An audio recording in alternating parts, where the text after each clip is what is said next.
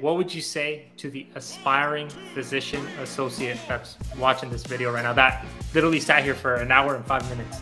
Okay, cool. Well, good job. Take a break, drink water, or else your kidneys are gonna hurt. No, I was kidding.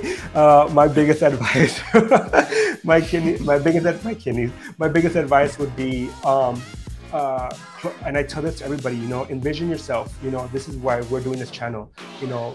One thing I do, like, not like a vision board too, but I remember when I was interviewing for schools and stuff, I put my name, on a big whiteboard that I had in my room, and I put like Rigo Ramos PA-C, and I looked up to it, and then the day when I found out that I was certified PA, I looked at it like, dang, I pictured myself doing it, and here I am, and it's one thing I've always told people, and I've told Mario too, even when we met in person, was that closed mouths don't get fed.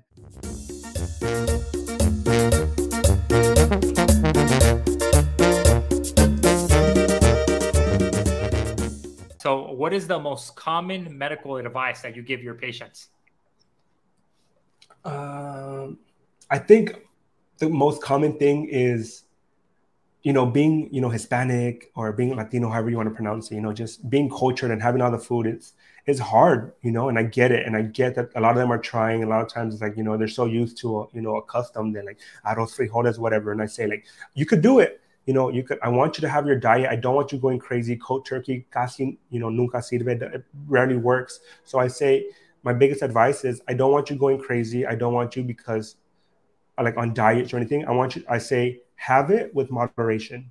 And I tell them too, there's days where, I come home, or I had a party or a quince or whatever on the weekend, and I come home with the plate and it's like birria or like arroz frijoles, and I take it to work the next day because, hey, that's a free meal. I tell them, like, and I'm human, but the rest of the days, I try to prepare, and it's like mostly veggies and a little piece of protein que como, and that I eat. And then but I tell them, like, hey, on the weekends, I do great throughout the week. I don't drink soda, I don't drink juice. And on the weekend, I can, like, reward myself with like a coffee or whatever that has, that's obviously a little bit unhealthy, but you go back to it right back on Monday, So it's literally just and with moderation. That's all it is. Yeah, that's freaking awesome to hear, because I think that's one of the issues with providing, at least in the like Latino Hispanic world, like providing that culturally competent care, is that we realize how hard that really is to tell a patient, like, oh, no more tortilla. Like, literally, that's like telling them to eat without a fork. For real. Or eat without a hand. Like, that's essentially what you're telling them. And so, yeah, it's awesome to hear that. That's the type of education that you give, con moderación, or even like some of the things that I told my patients. That's it. Yeah, instead of Guerrero tortillas, I'll recommend like one brand that my wife and I like is Romero, and their tortilla Romero are like literally like 10 calories, I think, per tortilla. And so, like, doing that kind of, like, you can supplement it with this. Right. Yeah. All right. What is your favorite nerdy medical fact?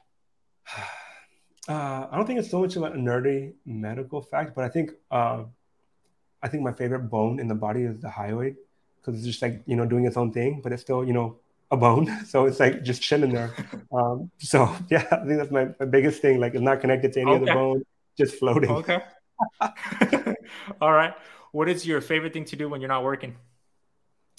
I think my biggest thing is just socializing. Like, I think I'm a lot of times I'm like an introvert, and I love being at home. Trust me. Like, I purchased a home, which is kind of cool, but I love being here. I love it. My dog's pretty cool. She's pretty chill.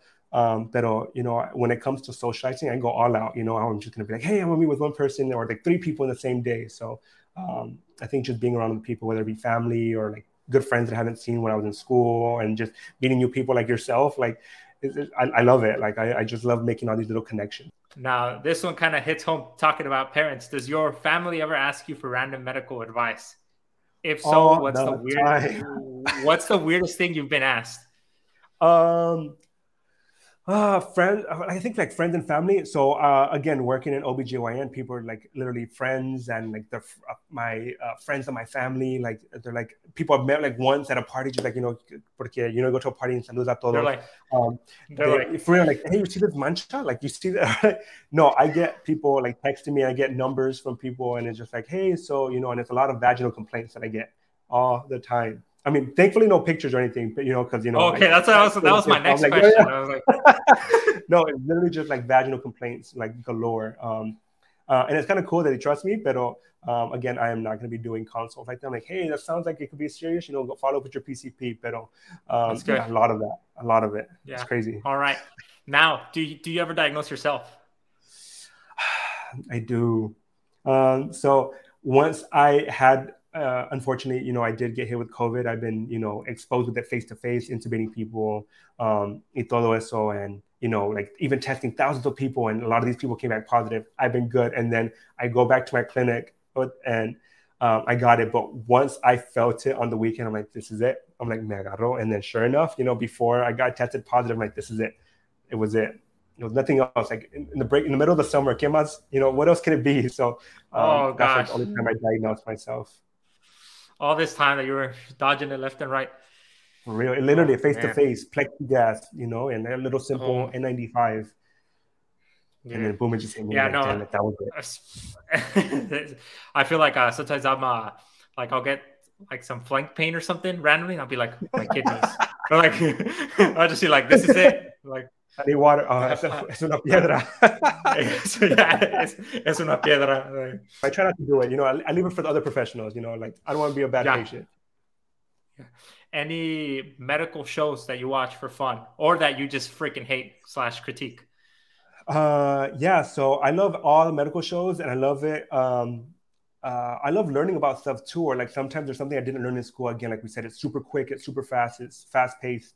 And so I was watching The Good Doctor, and then Me Aburré, and then there was of course Grey's Anatomy, and I like skip forward like all the drama and just like get the little piece of medicine, and either like, it's kind of cool just seeing like the surgeries that you're a part of, as a student, and you're like, I know what that is, I know exactly what that is, and then you just like make fun of it.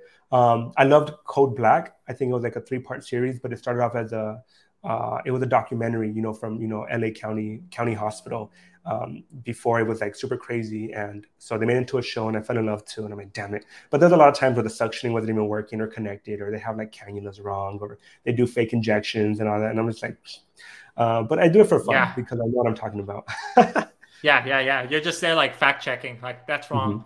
That's wrong. Right. Yeah, I know someone just posted too. I think there's like a music video, and there's like surgical like scrubbing was horrible, and I'm just like, great. No, my favorite thing is always when they're coding someone, they're doing CPR. They do it for like 10 seconds, and then they call it. Like that's it. Like 15 seconds of coding, and then like he didn't make it. Just do a flatline. Like that's it. In reality, at least from my times like in the ER, we would work some people up for 30, 40 minutes. Like exhausting. Like you're literally freaking sore for the rest of the day because of just you're literally pressing on someone's chest for 30 minutes. So that's my favorite. In the back, it's like legit. Yeah, good, the best cardio by far. All right, favorite animal that's not. I know you have a dog. A favorite animal that's not a dog or a cat. Favorite animal that's not a dog or a cat. Low key, I'm like a fan of hyenas. Okay. I just love how they laugh all the time, and Lion King was my movie growing up, and then the 3 were freaking my favorite. They always have some dumb things to say, so I stuck with hyenas. That's a first. All right. Any artistic hobbies you keep up with? As of right now, no. I don't. I think artistic wise, I think I don't know if people have followed me or whatever. I love making charts. I love making documents. I love doing all that stuff and sharing it. And I love how like just organized it is. So I think that's like just as long as it's appealing to my eyes, I think it's good. But back in the day, I used to be like a Lego freak. What kind of charts? Like anything like on Excel, on like Google Docs, and just making them like function, and all those stuff. Yeah, like I low-key, I loved all that computer stuff. Hey, but going back to the Lego thing, I'm also like the main reason why I'm becoming a PA so that I can afford the Lego sets. Right, exactly. Yeah, low-key, I was like, there's one that's like Lego architecture. That's 2 of my favorite things. I love, architecture and and Legos. And there was one building I loved. And then when I seen they made it into a set, I'm like, yo, my birthday's coming up. I'm gonna put it out there. I better see the universe or Amazon or whoever follows me will buy it for me. But yeah, I love this one house in particular. For real. We'll just put it into the link bar. Yeah, no, I'm just kidding. If you want to support the channel, send us Legos. Yeah, send us Legos. Yeah. If you could have dinner with anyone in history, who would it be? Ooh, living or dead, doesn't matter. It could be anyone. Damn, that's rough. It's like one person. I love hearing history from people. I don't like history in general, but low key, I had the pleasure of being on a conference call with Dolores Huerta, who was part of like the whole movement back in the day, which is kind of cool. Yeah. But I would love to have dinner with her and just hearing the whole story, hearing. I love like stuff like that. Just anybody from any cultural background and just like hearing all like stuff they endured and living through different time periods where like whether it was racism and how they see the difference and the technological advancements of medicine or just in general, just anybody who has lived through a couple of things. That's dope. I'm all ears. Yeah, and what would you guys be eating at this dinner? This hypothetical dinner? Oh, for sure. Like, like some good tacos or something, or like, some bomb enchiladas or like chiles rellenos. Right. Ooh, for sure. You heard it here with Rigo. Rigo and Dolores Huerta eating enchiladas. Like, for real. Come on. Like, you can reach out to me. All right. How much water are you drinking a day? I try to do 2 of my hydro flasks. I think this is 32 ounces, so 64 ounces. I try doing that. Okay. All right. That's more than me. That's pretty good. I forget to drink. I'm like doing my Anki cards and I just like forget to eat, forget to drink. And then your kidneys start hurting.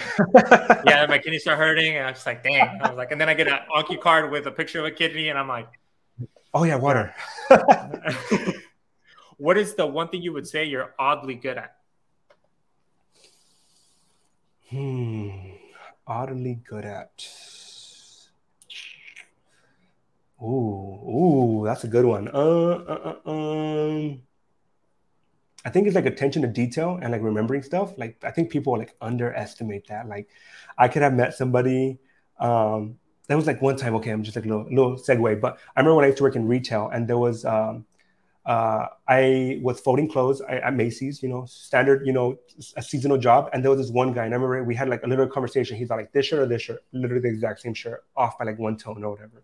And I'm like, okay, cool. Like I didn't ring him up, nothing. I was literally just there to fold clothes. And I'm like, okay, whatever. And then legit like 4 or 5 years passed by and I'm at a Home Depot with my sister, like returning something. And there was, I was in community college and I go into the Home Depot and it turns out it's the same guy. And I just remembered him from the face and I was going to go up to him, but I've done it since I was younger. I go up to people. I met people from, from a bus and I seen them again, like in a different country. Not even kidding. I seen somebody in Germany that I used to go on the same bus from Cal State Long Beach. And I saw them again and I tell people like, hey, are you from? And it's literally not even flip of a coin. It's not 50-50. People get weirded out that I remember. But yeah, just like from seeing somebody, I remember like where I saw you. Dang. I'm good. Well, if you're considering committing a crime in front of Rigo, he's not the person you want to. Yeah, I won't forget. In a lineup. What is one task you say you wish you were better at? I think it's doing one thing at a time.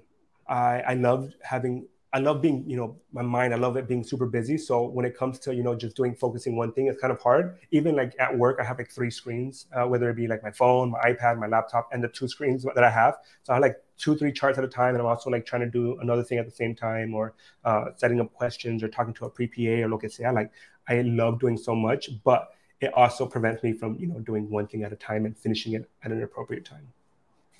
Yeah, I struggle with that too. All right, some kind of more light-hearted questions.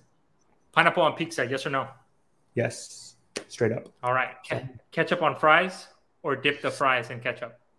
I'm a dipper, so I don't like my food mixing up. I don't like it. Yeah, no, you put it on you put the ketchup on your fries, you're a psychopath. They get soggy and right, and then your hands out. No, something's wrong with you. No. All right, you go to In-N-Out. What are you ordering? I'm gonna get a number 2 animal style extra toasted bun, animal style fries, and then a Neapolitan milkshake. Even though it messes me up. Dang, extra toasted bun. That's one I haven't Extra heard toasted, before. yeah, I but they literally, get soggy, so just extra toasted. that's true. That's true. I just had it out Actually, before this. I just had it out before this interview, and yeah, that I'm gonna have to add that to the order. extra toasted. I mean, they're All gonna right. take time by the time you get to pay, so might as well. Well, they already take time because I ordered the fries well done because also the fries get soggy. Si las dejas. Exactly. Yeah. All right. All right. Your top 3 music artists.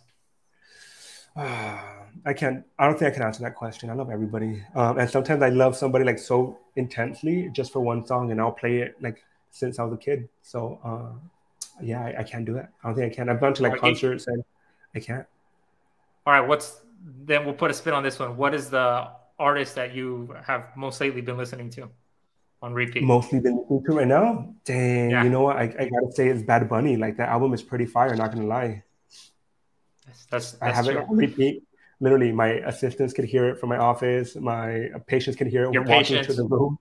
Yeah, literally. And I'm like, but I put the non-explicit version, you know, because I'm in a professional setting.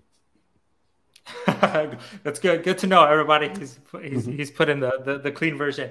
No, that's freaking dope. And even like I'm sure the patients when they hear, they're like, oh dang, they're playing Bad Bunny. Or I remember reading somewhere this doc out in Stanford. He was doing a lumbar puncture on this Latina woman, and she was pretty nervous. And he, asked her like, "Hey, do you want me to play some music? What would you like me to play? Like, we could play anything." And he started playing Grupo Firme for her, like as he's doing the lumbar puncture. And it's like that's what this is about, like providing that kind of care to our gente. Right, it's the environment. That's what it is. Yeah, yeah. All right, your last concert or festival that you attended. So the last one I attended would be, I went to EDC Las Vegas, and I actually worked it as a partial provider. So I was part of ground control. If people want to be part of like mass gathering medicine, I think that's pretty cool. It doesn't pay well, but I mean, you get to enjoy a couple of the sets, which is kind of cool. But yeah, that was my last thing I did last year. And then it was overnight, and then I even worked a shift. I flew back to LA and I worked my afternoon shift, and I was dead. Dang, bro, you're wild. Yeah, you get to listen to good music and take care of dehydrated people. Exactly. Yep. Yeah. All right. What is the best way you relax after a long day? Or what is your best way? My best way is coming home, and I have routine. I love routine. So I feed my dog. I go for a walk, and I see the same vecinos. I see the same neighbors, from down the street going to the park. And then you see the other same dog, you see other stuff. And it's just like, it's kind of cool, being part of a community, being something, bigger, where people don't know who you are, what you are. And it's just like, but, you're just there to, function. Literally doing nothing and just going for a walk with my dog is like the best way to relax. No phone, no headphones, nothing, just being in the moment. That's awesome. Are you a night in at home or a go out to town type of dude? I think it depends on what the activity is. There's days where I'm like, hey, let's go out, let's do this. Like if a friend's coming out in town and they're not from here, and I'm like, hey, let's go do this. Like let's do the OC fair, let's do the LA fair, lo que sea. And that's like more like a night activity porque it's always a solazo just hitting you, the big bright sun. Seriously. But there's also times where, like the people are tired on the first day, second day, or just in general. And I like just, be home, chill, be good time, good food. Yeah, si no mas is pretty good too. So I think it just depends on the occasion. Okay. Indoors or outdoors? Indoors. Would you consider yourself an introvert or an extrovert? I'm an introvert, crazy enough. Okay. Yeah. I mean, there's a lot of people who are introverted, but you kind of still have to pull that extroverted side out to be in this field, right? Oh, you have to. And then, but my social battery does run out, just as FYI. So if people met me before and they're like, liar, like, no, seriously, like I go home and I'm just like on my bed, like either lying down, I'm just like, that was way too much for me. And then I get peopled out, like, it's not a word, but I say it, so me agento or something like that. I'm just like, I can't be talking to nobody. Like Saturday, like, don't talk to me, nothing. Like, it was way too many people for me. That explains why you ghosted me when I hit you up. No, I'm joking. Yeah, no, for sure. So, all right, another one, going to your childhood days. What did you think you were going to be when you grew up as a kid? Because, again, as a kid, you don't know what a PA, at least I didn't know what a PA was as a kid. And most people, I feel, or most kids don't know what a PA is. So You didn't did you know? I think mean, you were this going to be? profession has been around for 50 years. No, I'm just kidding. 50 plus.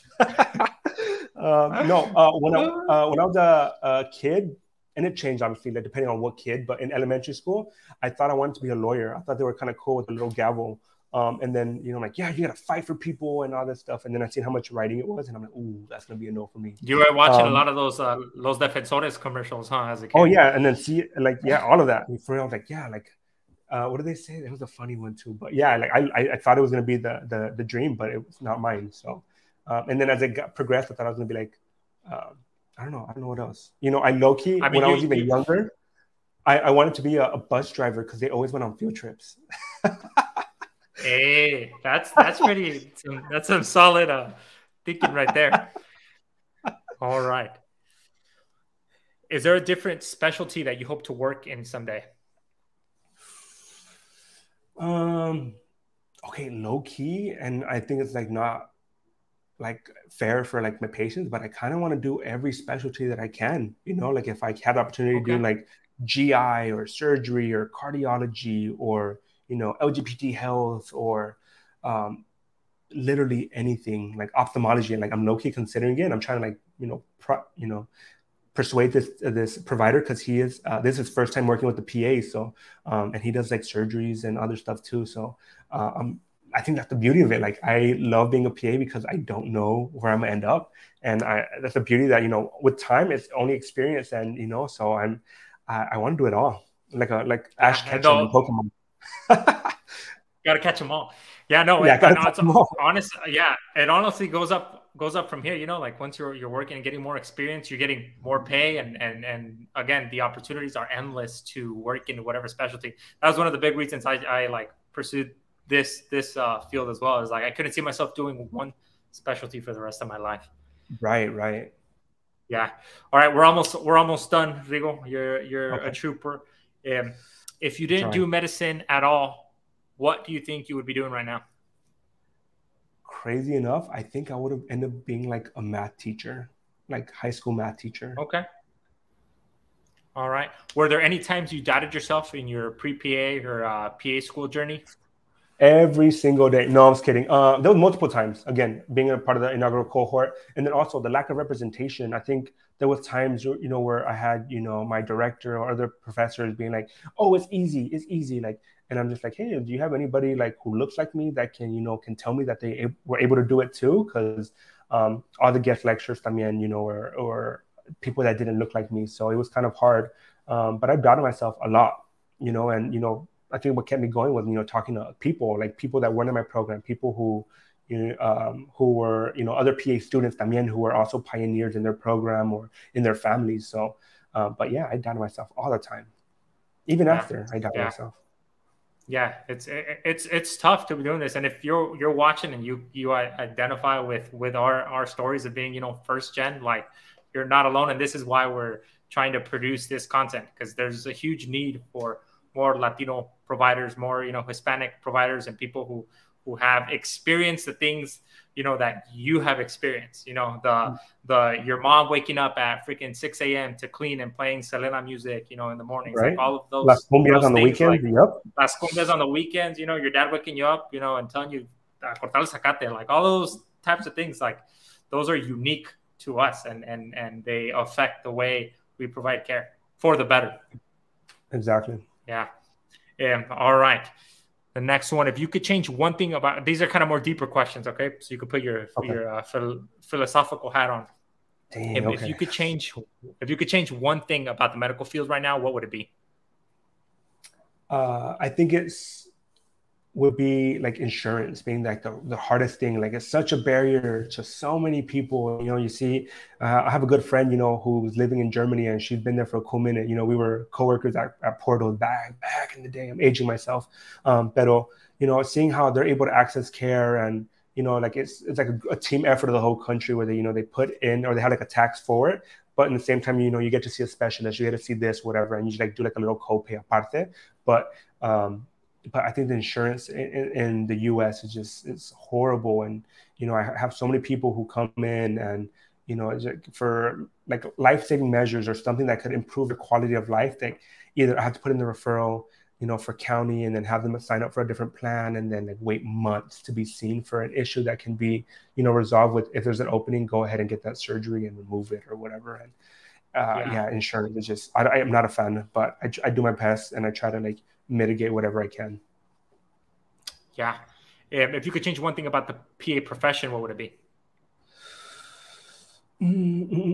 I think it would be, I think we need to fight for like more like legislation. So I know we have one PA representing us, Miss Karen Bass, who is the USC trained PA, fight on for those. She is good, but I feel like we need more, PAs who are going into changing the laws and, seeing what we can and can't do, because there's even still practices where they don't know what to do with us, or they use us inappropriately. Compared to, counterparts such as like nurses or nurse practitioners, that they have such a strong union and such strong representation. I wish we had a little bit more of that, and to show that, again, we're here as a team. We're not here to steal one job. We're not here to creep up on another person's job or whatever. We're there to fill in the gaps, train us. We're going to be your right-hand man or woman or whatever you identify with. And we're just there for the overall better for the patient. Yeah. Seriously. So what advice would you give a PA student? What advice would you give a PA student? A PA student?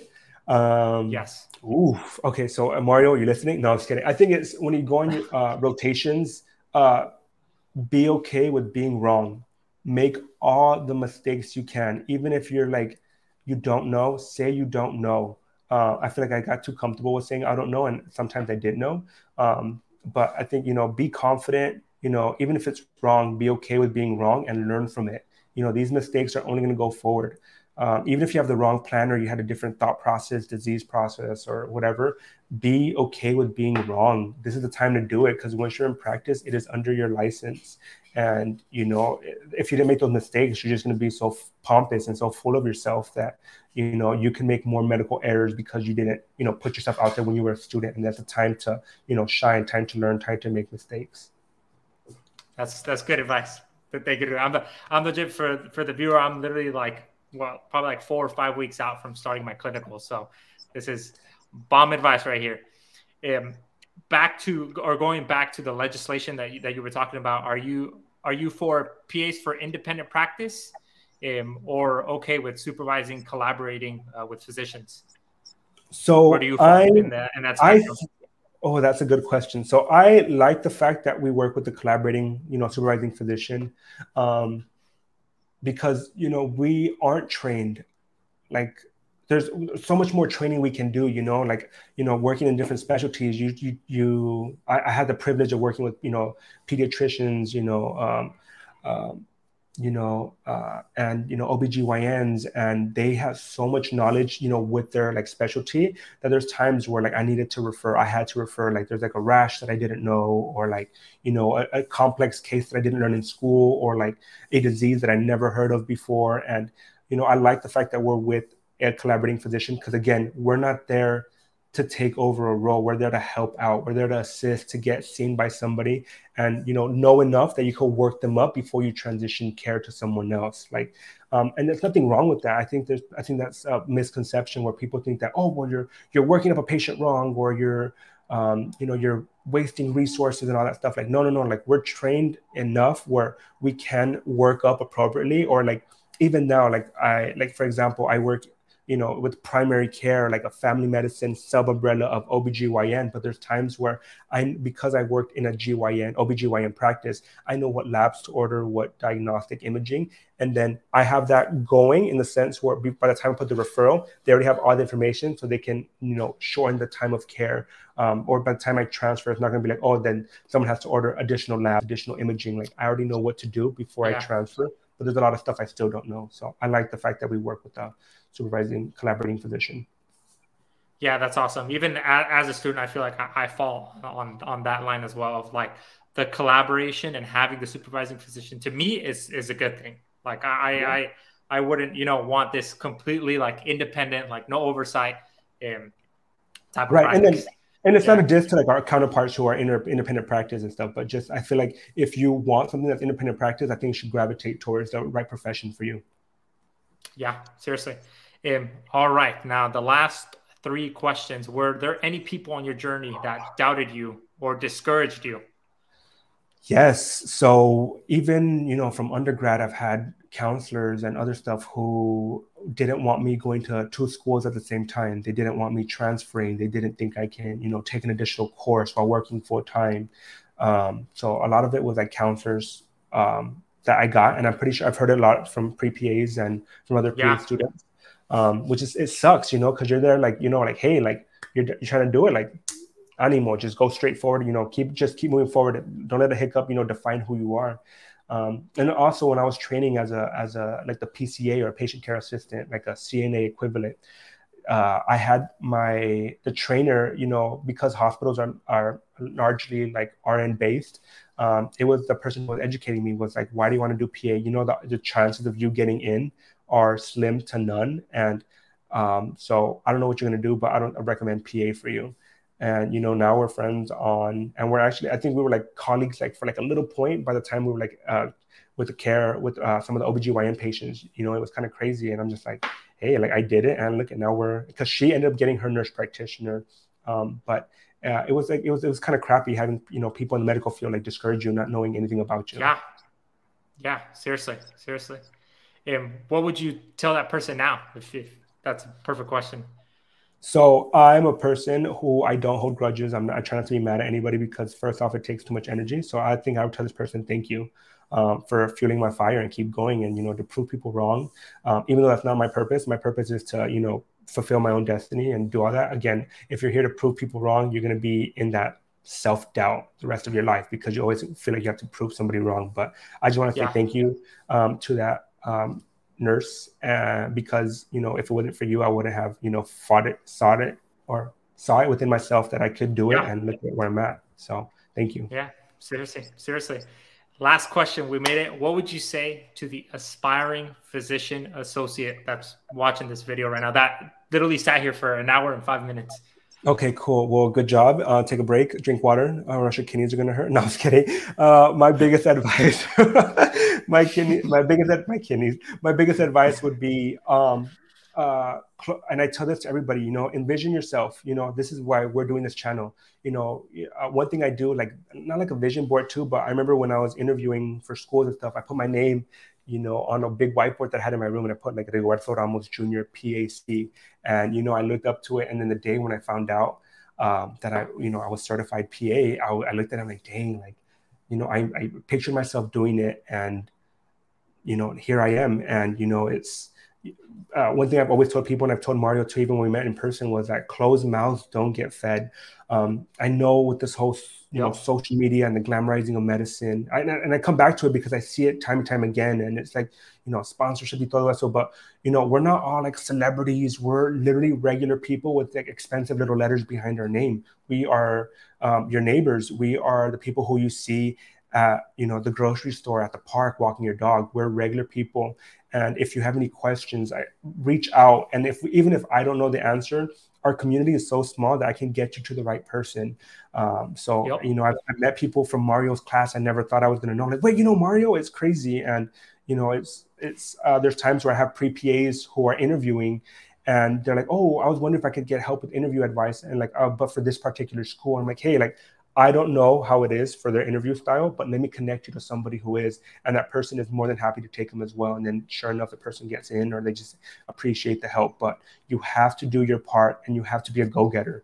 You have to, send us a message and be respectful. Again, I don't want you to be like, hey, yo, you shadowing? Like, I've had that before, and I'm just like, hey, yo, like, nope. Because that's not how you come up with people. Like, you're trying to be a professional, this is a professional role that you're trying to be in. So, just be respectful as you would like if you're talking to a provider, because that's what it is. But we're not no prestigious, untouchable people. Like, we are common people. Send us a message and let's see how we can help each other out. Seriously. All right, Rigo. Well, I appreciate your time. And then just moving forward, just so we make it super clear for our viewers, Rigo is right now, as we said, and as you probably heard, a practicing physician associate, certified. I am currently a second-year student at UC Davis. And so the game plan for this type of for these types of interviews, videos, and essentially a series of 73 preguntas, is that Rigo is going to be taking this on.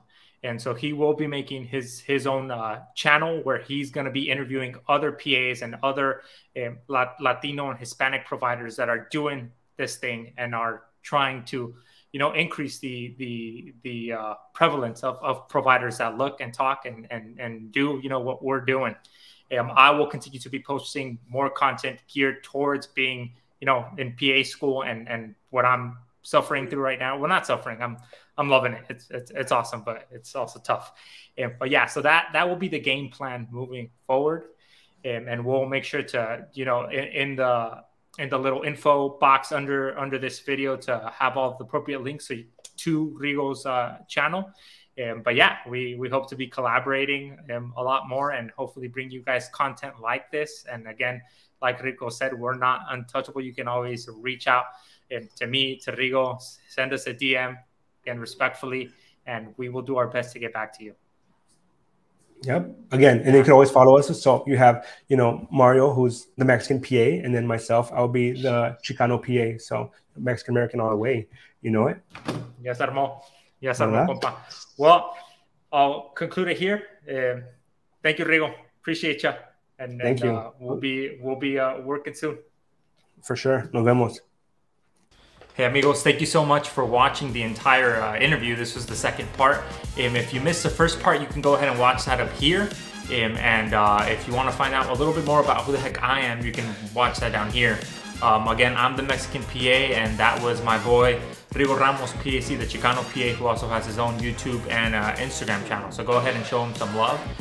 Again, I will be posting every 2 weeks. So thank you guys. Saludos y ánimo.